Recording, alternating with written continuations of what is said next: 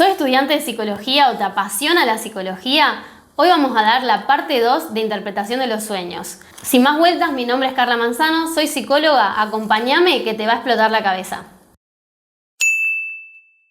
Vamos a la segunda parte, ¿sí? La segunda parte se llama Génesis de un sueño, o traducido con cómo se forma un sueño y sus elementos, traducido por mí. Freud va a hacer una analogía entre llevar a cabo un sueño y llevar a cabo una empresa. A mí me gusta porque te permite decir, bueno, él habla de, existe el capitalista y los empresarios, que a mi forma de verlo sería como decir, si vos querés llevar a cabo una empresa, si tenés plata, que sería el capitalista, pero no tenés ideas, que serían los empresarios, no podés llevar a cabo ninguna empresa. Y si tenés ideas, pero no tenés plata, tampoco. Entonces acá nos dice, hay como una serie de cosas que sí o sí necesitas para que se dé un sueño, para que se forme un sueño. Así que vamos a explicar cuáles son. ¿A qué se refiere Freud, digamos, con capitalista y empresario? ¿Sí? Así que podemos hacer como un esquemita, ¿ok? En el que sacamos dos flechas, uno el capitalista y otro los empresarios. Bien. ¿Qué es el capitalista?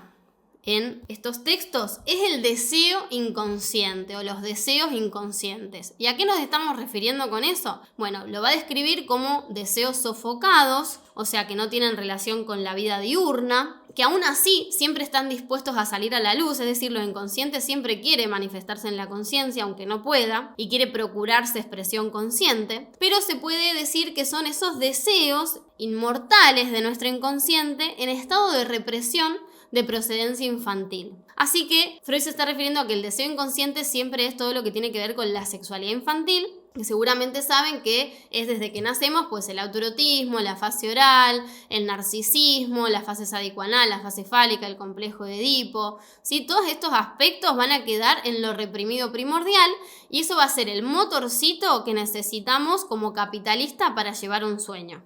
Por otro lado, tenemos los empresarios. Los empresarios son los restos diurnos, los famosos restos diurnos, porque todo el mundo por ahí sabe un poco esto, y las mociones que se despiertan durante la noche.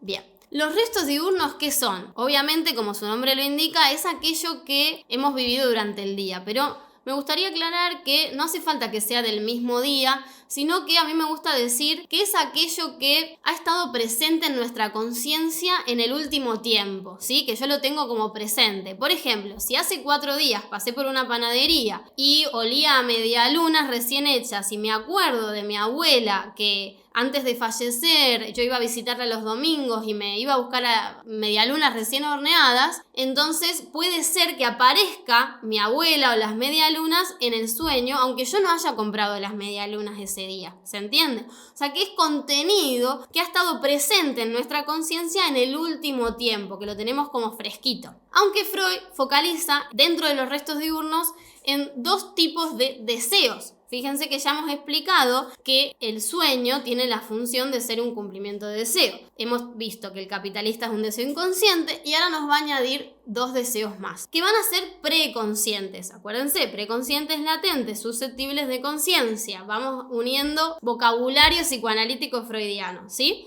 Bien, entonces tenemos deseos preconscientes, admitidos, no tramitados, y deseos preconscientes sofocados en el inconsciente, o sea, no permitidos y no tramitados. El primero de estos podría ser, fíjense, deseos preconscientes admitidos, algo que la conciencia o la censura nos va a dejar hacer, pero que no se llevó a cabo durante el día. Pongámosle que yo durante el día quise comprarme frutillas, pero cuando puse la mano en el bolsillo no tenía plata. Entonces no me compré las frutillas, pero podría ser que por la noche yo soñara que me estoy comiendo unas frutillas, porque eso no está censurado por el aparato psíquico. Ahora bien, los deseos preconscientes sofocados en el inconsciente, no tramitados, ya es algo que tiene que ver con que la conciencia detecta como que para mí no es tan moral, para mí no es tan ético, ¿sí? Algo que hay que aclarar es que que no podemos hacer una receta de cómo interpretar sueños, ¿sí? Para cada persona, cada elemento del sueño tiene forma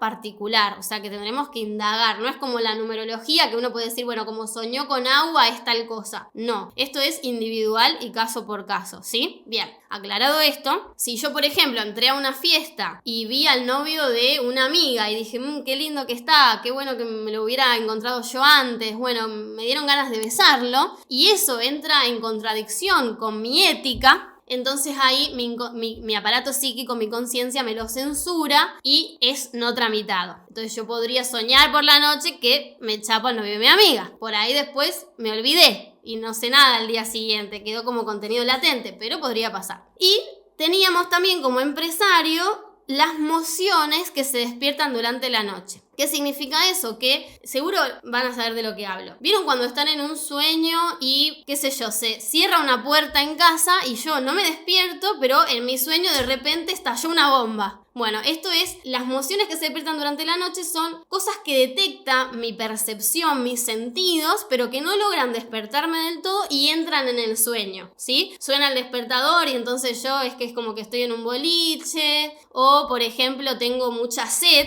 y entonces, no sé, comienzo como a soñar con cosas de agua, por ejemplo, ¿sí? Ahí ya tenemos, con todo esto se puede formar como el contexto de todo un sueño. Fíjense, yo podría ser que esté porque tengo sed en las cataratas de Iguazú, comiendo frutillas con el novio de mi amiga, mientras en la atmósfera huele a medialunas recién horneadas, y qué casualidad que el novio de mi amiga se parece a mi papá, que tenía un bigote cuando yo tenía 5 años, que nos referimos al capitalista del complejo de Edipo. ¿Vieron? Ahí ya tenemos todos los elementos para formar la génesis del sueño. Seguimos igual explicando un par de elementos más que se van a relacionar con esta génesis. Freud nos habla durante estos capítulos de el guardián del dormir. Bien, ahí hace una diferencia, fíjense, entre soñar y dormir, ¿sí? Porque ¿quién es el guardián del dormir? El sueño, como si fuera un personaje que tenemos adentro. A mí me gusta pensarlo así, como que adentro nuestro nos ponen una película cuando nos vamos a dormir, ¿no? Como la película Intensamente, que es como si dijéramos, bueno, como necesitamos dormir, que es regenerarnos biológicamente, y podría ser entre 6 y 8 horas, bueno, sería muy aburrido estar dormido ahí cargando la batería sin soñar. Entonces el aparato psíquico nos pone una peli, y esa peli es la encargada de que yo me quede dormido y recargue las baterías. Así que el guardián del dormir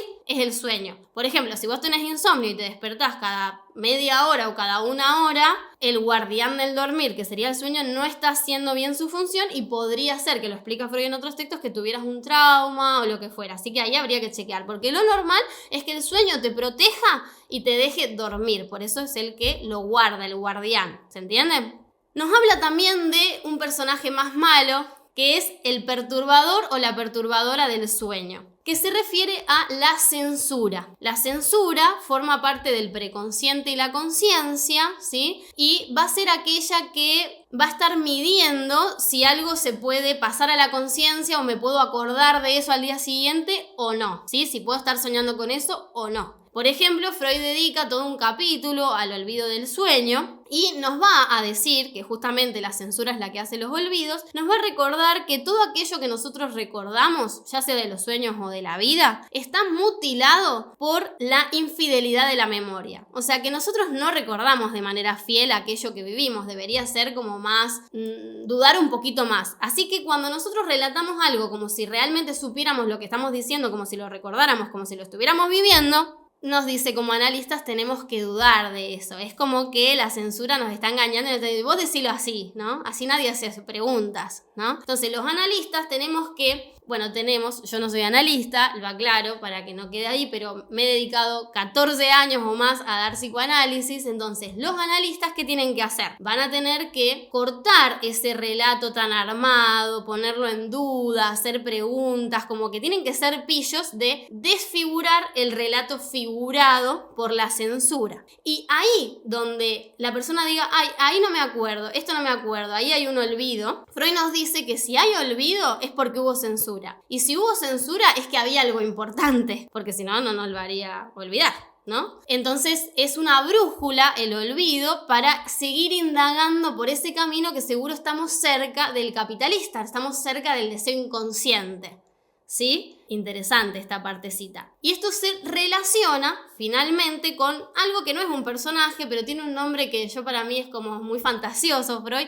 La verdad que le da nombres fantasiosos a su teoría, que le va a llamar el ombligo del sueño. El ombligo del sueño la gente lo suele asociar como decir, bueno, o se confunden y dicen, es el deseo inconsciente. No, mira, no es el deseo inconsciente. Imaginémonos que el inconsciente es una habitación dentro de una casa. Pues el ombligo del sueño es la caja fuerte del armario de esa habitación en esa casa. O sea, es el lugar, dice Freud, de lo no conocido, ¿sí? Donde todas las palabras se detienen y los contenidos fracasan, donde las asociaciones fracasan. O sea, que es el lugar donde va a guardar el aparato psíquico aquello que no queremos que se entere la conciencia nunca. Y por eso tan interesante para llevarlo a análisis y que el analista junto con el paciente logren ir como desmontando todo esto para poder abrir esa caja fuerte y encontrar el deseo inconsciente más significativo que le ayude al paciente a destrabarse y a seguir con su vida. Hoy aprendimos cómo se forma un sueño y sus elementos, pero seguimos en el próximo video. Así que recuerda que me podés contactar por las redes sociales, me podés dejar tu comentario si tenés alguna duda, suscríbete y dejale like a este video.